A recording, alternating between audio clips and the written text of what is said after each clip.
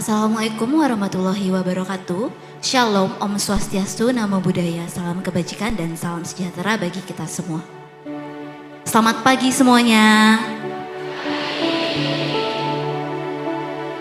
Saya mau mengucapkan terima kasih banyak untuk Raja Brawijaya dan Brawijaya for Inclusivity dari program kerja Sosma EM 2025 yang sudah memberikan kesempatan untuk saya dapat berpidato di sini.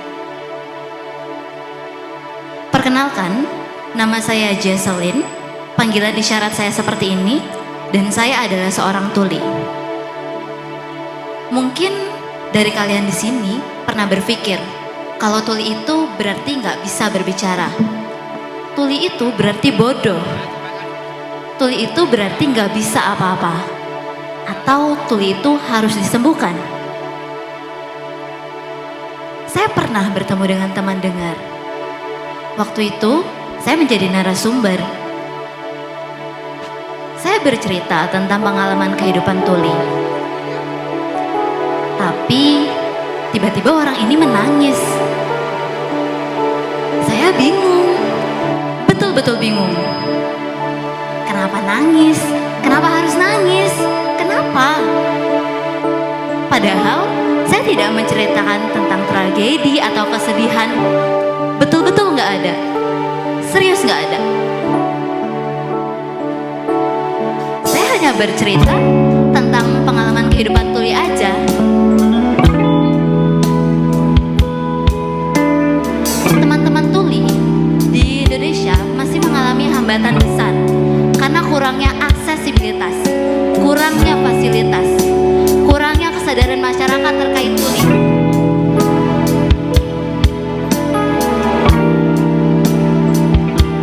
Melihat banyak dari teman-teman berkata kepada saya, keren ya Jesselyn, bisa ikut organisasi, kepanitiaan, keren ya. Atau, keren ya Jesselyn bisa kuliah di UB, padahal dia tuli. Atau, mungkin dari kalian semua di sini pernah berkata, keren ya, dia tuli aja bisa, masa kalian yang dengar dan sehat gak bisa? Kayak gitu, rasanya seperti bersyukur banget. Mungkin kalimat itu seakan terlihat positif. Oke, saya mau tanya ke kalian semua di sini, apakah benar itu adalah sebuah bentuk pujian? Apakah benar itu adalah sebuah bentuk kepedulian? Apakah justru itu adalah sebuah bentuk dari merendahkan? Kalimat-kalimat itu disebut apa? Kalian ada yang tahu? Kalimat itu disebut inspiration porn. Iya, porn. Kenapa disebut porn? Karena orang-orang non disabilitas ini mengobjektifikasi disabilitas sebagai inspirasinya. Misal, kita lihat ada seorang disabilitas bisa menulis, bisa menggambar menggunakan kakinya. Respon yang pertama kita dengar apa? Keren ya, dia disabilitas, bisa menulis, bisa menggambar menggunakan kaki. Kita aja nggak bisa, kita cuma bisa pakai tangan. Padahal dia hanya melakukan hal yang biasa aja, seperti orang-orang non disabilitas yang bisa menulis, bisa menggambar pakai tangan. Biasa aja, biasa aja. Tolong untuk biasa aja. Orang non disabilitas sering memandang disabilitas untuk dijadikan inspirasinya, bukan karena apa yang mereka perjuangkan atau melihat disabilitas sebagai manusia yang utuh.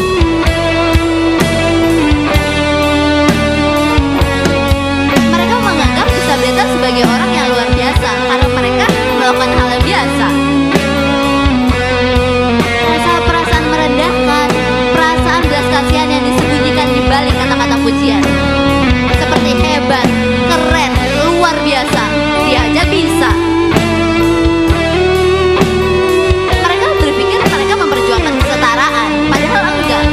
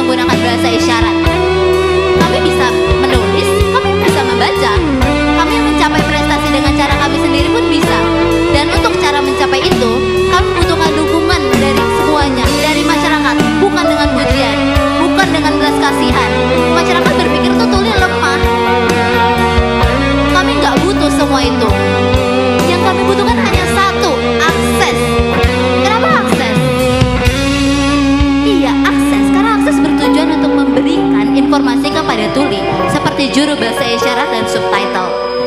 Dan untuk akses kita bergabung dengan kehidupan bermasyarakat, mulai dari pendidikan, pekerjaan, sosial, dan politik.